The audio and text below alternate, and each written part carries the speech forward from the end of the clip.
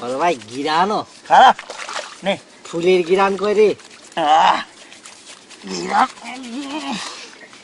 আচ্ছা বড় ভাই, চুলের মধ্যে বলে সাবান ঘষলে চুল নষ্ট হয়ে যায়, তুই জানিস না কি রে? কথাটা কিরা কইছে? রেশমি কইছে? সেদিন রেশমা করছিল যে আমার চুল বলে উঠে যাচ্ছে, আর চুলের গিলাস বলে নষ্ট হয়ে যাচ্ছে। চুলটা সাবান মাইকে উঠে না হয়, আসল কথা হচ্ছে বয়স বাড়ি পরে চুল উঠে যায়, গেলেসও নষ্ট হয়, বুঝছিস? কিন্তু আমাদের বয়সের কানিং যে সাইডে গেল, আব্বা তো বুঝতেছে না রে। হ্যাঁ, আরে নিজেকে রে বিয়ের কথা মানে বউর কথা বাদ দিলাম। আরে আমার গন্ধ সাবান বলে শেষ করে ফেলাইলো, কি জোরে ঘষা দিচ্ছে রে। বড় ভাই, আচ্ছা আমার দাদা যান কত বছর বয়সে মরিছিল রে? মানসি তো কয় 100 বছরের বেশি হবে। আব্বা জানের বয়স কত হবে? হিসেব করে লাভ নেই, আমার বয়স এখন 65, আমার বাপের বয়সের সমান হতে এখনো মেলা বাকি। এবার আমার কাছে তোরা হিসাব দে, জমিদারের বাচ্চার মতো নিত্য গন্ধ সাবান মাইকে গোসল করার হুকুম তো করে কেটে দিছে। হ্যাঁ, সাবানটার প্রতি তো কোনো দরদ নেই না?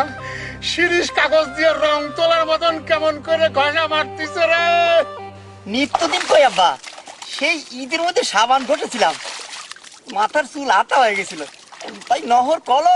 আমি না, মাথা আটা হলে পরে গন্ধ সাবান ঘষা লাগবে, তাই তো কই ঈদে নতুন সাবান কিনে 3 মাস না যেতেই এই অর্ধেক হয়ে যায় কি করে।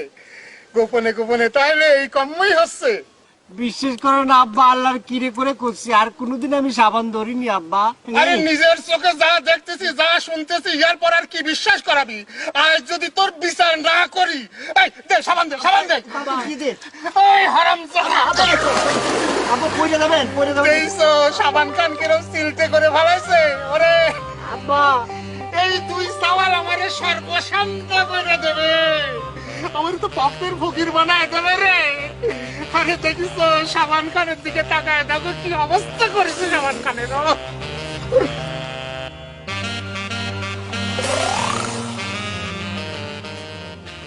আম্মা, বাড়ির মানুষ তো 4-5 জন, ডিম তো একটা রাখলেন।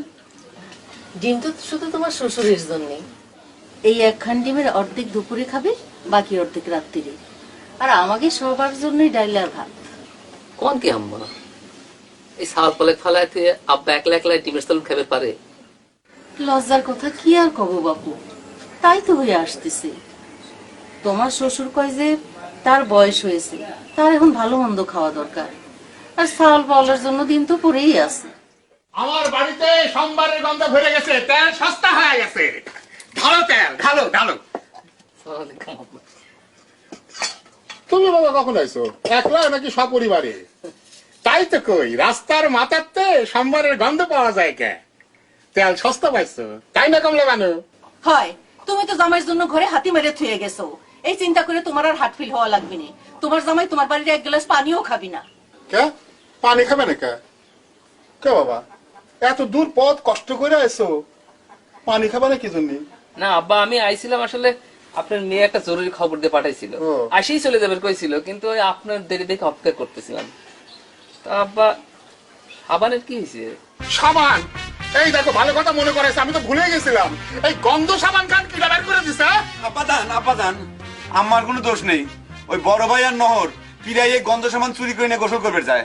আমি বহুদিন নিষেধ করেছি, কিন্তু আমার কোনো কথা কেয়ারই করে না। আমি তাকে জিজ্ঞেস পর্যন্ত করেছি এই নিত্য গন্ধ সামান ঘষার কি আছে।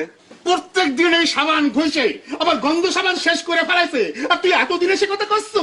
এই তুই এতদিন সে কথা বলে কসনি কি জন্য?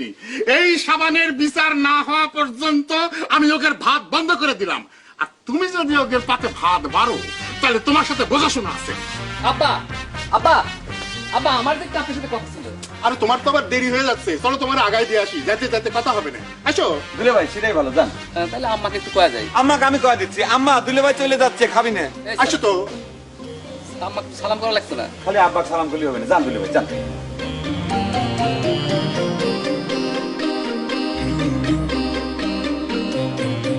আম্মা